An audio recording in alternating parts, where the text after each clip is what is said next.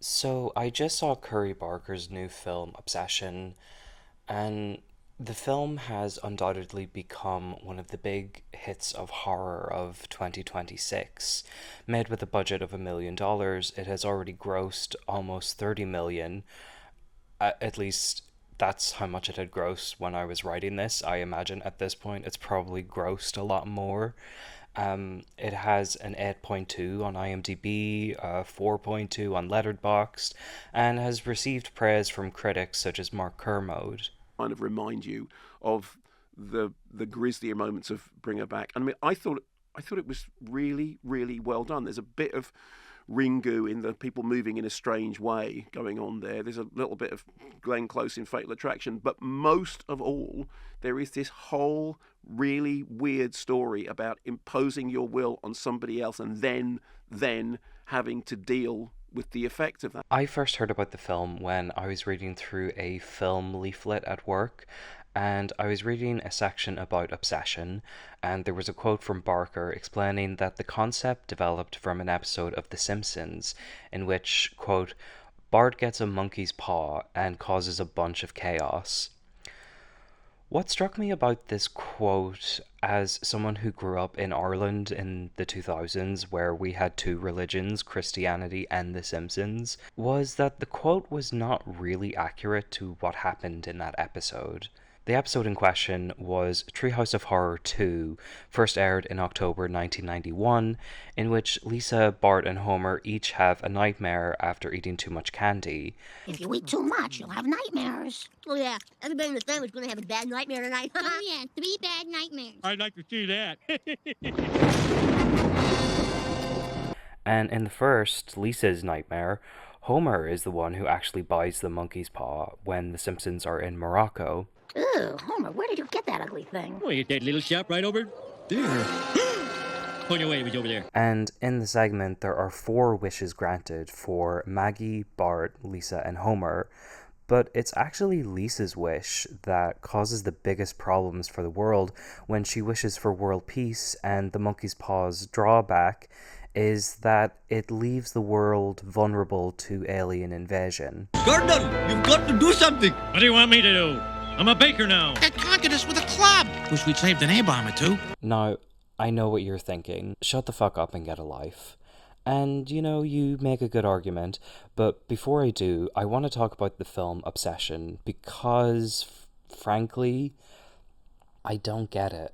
I wish for a turkey sandwich on rye bread with lettuce and mustard. And I don't want any zombie turkeys. I don't want to turn into a turkey myself. And I don't want any other weird surprises. You got it? The film, while having some genuinely interesting ideas and subversions of the wish, in my opinion, loses a lot of its power from the progression of the actions of the characters. So before I get into the elements that didn't gel for me, I'm going to talk a little bit about those subversions because I think they are genuinely solid. The idea of the monkey's paw stems from the 1902 short story by W. W. Jacobs. The story follows the White family as they entertain an old friend, Sergeant Major Morris, who has returned from serving with the British military in India. He reveals to them that he is in possession of a monkey's paw that had a spell put on it by an old fakir, a very holy man. He wanted to show that fate ruled people's lives and that those who interfered with it did so to their own sorrow. He put a spell on it so that 3 separate men could each have 3 wishes from it. After the sergeant warns the family about the dire consequences of the talisman, the family decide to wish for £200 in order to pay off for their home. The next day, Herbert, the only child of the family, is killed in an accident at work, and as a form of compensation, the company pays the bereaved parents with £200. The story is, of course, public domain, so, if you want to read it for yourself, it's less than 10 pages, and it's actually pretty good. But with the example of the £200, we know what we're getting when someone makes a reference to a monkey's paw in storytelling. Be careful what you wish for.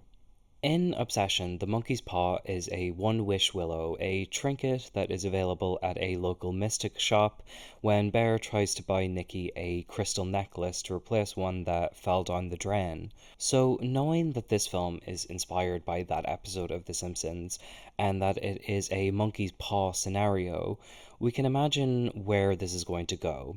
We're going to wish that Nikki loves us more than anyone else in the world, and that love, in quotations, will drive her to unhinged behaviors. So, what I like in the film is that in the way that this magic is presented, it is heavily implied that Nikki is in fact conscious of the effects of this magic. Similar to a possession story, there are moments in the film after the wish is granted when Nikki, the real Nikki, manages to break through the barrier of Wish Nikki, the character that is summoned up by this wish and, for example, pleads with Bear to kill her before she has a chance to wake up. This is a particularly chilling concept, and it is a very blatant metaphor for bodily autonomy and consent. One could interpret this choice as being the monkey's paw punishment for Bear, but he's just kind of oblivious to it because he's kind of a cunt. He would rather take advantage of what the wish has presented to him, ignore the immorality of what he's doing, and not even really consider the idea that if she doesn't feel the same way he feels about her, shouldn't that be enough for him to know that he doesn't want this? Does he even really want to be with Nikki? What is it about her specifically that he loves? Why can he not accept her rejection like an adult, move on, and potentially explore other romantic possibilities, like with Sarah, who is known to actually have feelings for him? But here's the thing, those are questions that could be explored in a film that allows for reasonable and understandable behavior by its character, which I just don't think this film does. My biggest issues with the film really stem from other choices it makes in its storytelling and how its characters react to the situation they find themselves in. At the beginning of the film, Bear comes home to find that his cat has died after accidentally consuming his oxycodone. Then we go through this whole rigmarole of Bear buying the One Wish Willow, going to meet with Nikki and Sarah and Ian at a table quiz in a bar, Bear driving Nikki home, and after their conversation takes a slightly awkward turn, Nikki asks Bear straight up if he has feelings for her, which he denies. Bear makes the wish, and immediately Nikki changes, and it's not subtle at all. She begins acting erratically, asking Bear to come in, then asking if she can come to his, that she just found out her father has cancer, and because of this she doesn't want to be alone. They end up going and staying the night at his place. The next morning, Bear wakes up to find that Nikki has actually dug up his cat and made a shrine on his kitchen floor. As I said before, the film is not exactly subtle about the unintended consequences of the wish. But after this, Ian and Bear are talking, and Bear says that Nikki is behaving irrationally, but doesn't bring up that whole cat thing. Then, shortly after this, we get this whole montage of Bear and Wish Nikki having this happy relationship, quote unquote. When they are at dinner in a restaurant, Bear gets a phone call from Ian, and Ian informs him that not only did real Nikki confess to Sarah that she doesn't have feelings for Bear, but that Wish Nikki is lying about her father having cancer. And this moment is supposed to be a kind of realization that something is very wrong. But it doesn't work because she's already dug up the cat and made a shrine to her in his kitchen. So the cat, I think, is a very good example of why this film doesn't gel for me personally. In my opinion, that whole element is totally unnecessary. Why is Wish Nikki doing things like this? Why is she digging up cat carcasses and making them into sandwiches? The whole point of a monkey's paw story is that the wish is granted, but it offers an ironic twist on what has been asked. Like in that episode of The Simpsons, Lisa's wish is giving a somewhat zen-y twist when Kang and Kodos invade Earth after world peace leaves them vulnerable. In that same segment, Bart's wish is that the Simpsons become rich and famous, to the point where everyone is sick of hearing about them. If I hear one more thing about The Simpsons, I swear I'm going to scream. At first they were cute and funny, but now they're just annoying. His wish is granted, but it also conjures up a logical drawback as an unintended consequence. The short story The Monkey's Paw has been greatly influential on horror literature and cinema. The original story ends with the Whites wishing for their son to be alive again, but Mr. White fears what exactly has been resurrected and knocking on their door, and he wishes for the resurrection to be reversed. In Stephen King's Pet Sematary, inspired by Jacob's short story, Louis Creed moves to Maine, where he learns that there is a magical cemetery in which buried corpses are resurrected, and when his 2-year-old son Gedge is killed by a speeding truck on the highway by their house, Louis uses the cemetery to resurrect his child, only for the child to come back wrong. A similar plot is used in Chiller, a 1985 TV film directed by Wes Craven, in which a corporate executive named Miles is cryogenically frozen, preserved in order to be saved when medicine has advanced enough to save his life. Oh, Mr. Burns, we'll thaw you out the second they discover the cure for 17 stab wounds in the back. When this is successful, 10 years after being put in the freezer, Miles comes back wrong.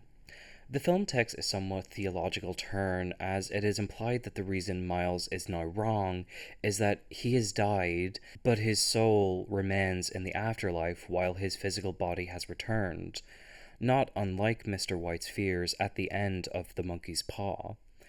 The reason I'm bringing up these other examples of the monkey's paw trope is that the reason it has become such a staple of horror is that it's a clever means of exploring the boundaries of our lives. In the original story, the sergeant tells the White family that the reason the fakir had put this spell on the monkey's paw was that he wanted to show people that fate ruled their lives and that those who interfered with it would do so to their own sorrow. Now, looking at this quote, a few things come up to the fore. First of all, Orientalism. Stop it. Get some help. But I suppose what can we really expect from a story written in 1902? Second, the concept that playing with the natural order of existence, life, and relationships will lead to a karmic or ironic punishment for those who are willing to play God, for lack of a better term. In The Monkey's Paw, Pet Sematary, and Wes Craven's Chiller, the subversion of death leads to the unholy. This similarly occurs in an episode of Buffy the Vampire Slayer.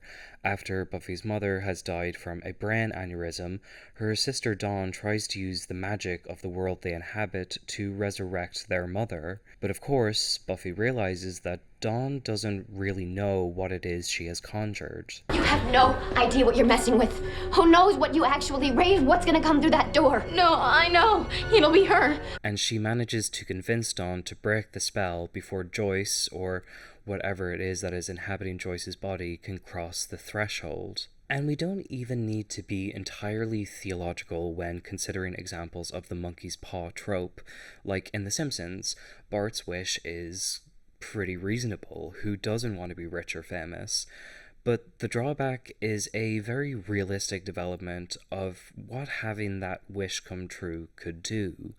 So why is Wish Nicky digging up the cat, other than shock value? What does that have to do with the ironic punishment of Bear wishing for Nicky to love him more than anyone in the world? But the cat is just one example of why the film doesn't work for me. Another example is the fact that the One Wish Willow exists as a branded toy where everyone who uses it will get a wish granted. And why does it take Bear so long to try going back to the Mystic Shop after Wish Nicky starts digging up carcasses, making them into sandwiches, lying about her father having cancer, staring at him while he's sleeping, or standing in her own shit, piss, and urine until he comes home from work? It is only after Wish Nicky has murdered Sarah out of jealousy that Bear goes back to the Mystic Shop, and after he has a really annoying interaction with Comic Relief Shopkeeper, he is able to get another One Wish Willow. But when he is unable to undo his wish himself, as it says in the name, you only get one. Everybody gets one. Tell him, Peter. Apparently everybody gets one. Bingo. He then goes to Ian in order to get him to make a wish to reverse it, but Ian mockingly wishes for $1 billion, which instantly rains from the ceiling, because, you know, this film is not subtle. And then we get to the ending, and there's just a bunch of choices that, to me, took me just out of the suspense of the situation entirely. When Bear comes back and finds that Wish Nicky has a gun, Ian comes in to tell Bear that he now has $1 billion, as if Bear wasn't there to witness it himself, and Wish Nicky just shoots him, you know, just because. Then Bear goes into the bathroom with a gun, and he decides that the only way out of this scenario is to kill himself. He initially puts the gun into his mouth, but then he changes his mind to then intentionally overdose on the OxyContin, but then he changes his mind and he's about to vomit it up when we hear the One Wish Willow, which has a little jingle, being snapped in the living room. Bear then goes out into the living room and they smile at each other because Wish Nicky assumedly has wished that Bear loves her back. But then he dies of the overdose, and Wish Nicky is about to shoot herself when Bear's wish ends and real Nicky is back. The end. So when I had finished watching the film, I felt pretty underwhelmed by the whole thing. Again, giving credit to the subversions and metaphors of bodily autonomy and consent, which I think could have been great, I just felt that the film was not that interesting. And I think this has to do with the lack of subtlety in which the film expresses itself. When Bear makes the wish, it's an instant 180 from real Nicky to Wish Nicky. And once the cat shrine happened, really early in the story, I felt that Bear became a very difficult character to follow. I don't mean because he's not a good person, and again, he's not, but the way the film just goes to 11 immediately makes the supposed shocking elements just kind of lackluster. For example, compare Obsession to a film like Fatal Attraction. That film spends a really long time building the suspense of what Alex is capable of, from the subtle hints, joking about her father dying of a heart attack and her persistence in pursuing Dan, to the second half of the film when things are elevating and you really don't know what could happen next. But in Obsession, it's such an instant switch that the later moments of the film, like learning that Wish Nicky is lying about her father having cancer, just feel so tensionless. And even worse, I think that the lack of subtlety undermines the better elements of the film. Bear could be understood as being a very bad person for not acknowledging the immorality of what he is doing, but because Wish Nicky is acting like she's demonically possessed, the question of Bear reckoning with what he has done to her against her free will, and reckoning with the fact that he has raped her, never really occurs in the film. In my opinion, that reckoning could have made for an incredibly powerful utilization of the monkey's paw trope. His wish could have led him to the realization that he actually is a bad person, and it could have reflected our zeitgeist questions about masculinity, validation, and the meaning of romantic relationships versus sexual conquest. I think that this would have given the film a lot more substance. The film takes the monkey's paw setup, but leads the story into this mayhem that deludes its own potential for emotional and moral introspection. Instead, all it gives you is a cat sandwich. If you have watched this film, statistically speaking, you probably disagree with my statement that Obsession is a little overrated. So please feel free to tell me why this film has just been so unanimously praised in the comments below. It's rare that I find myself so on the outside of critical consensus. Like with Longlegs, that was a popular film that was met with critical acclaim that I did not like at all, but I still found commentary online that shared my dislike of it, so I really need to know, what is it that I am not getting? Why is this film gripping audiences so fearlessly? And just remember to not be a dick about it. We can like and dislike the same piece of media and still be friends. And I hope to be back again with another video very soon.